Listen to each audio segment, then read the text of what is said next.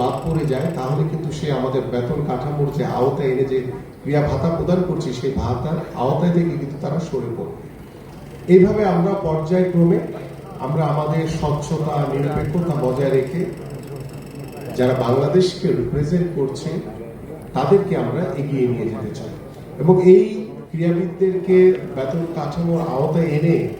আমরা আমাদের তৃণমূলে যে মেসেজটি ইতিমধ্যে আমাদের মাননীয় প্রধানমন্ত্রী দিয়েছে যে আমরা প্রত্যেকটি পরিবারের ভরসা এবং আস্থা অর্জন করতে চাই। প্রত্যেকটি পরিবার, আমি এই কথাটি সবসময় বলি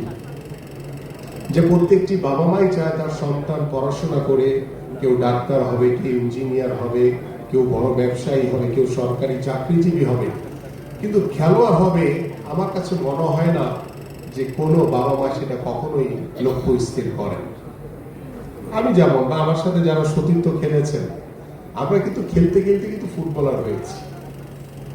আমার বাবা মা কিন্তু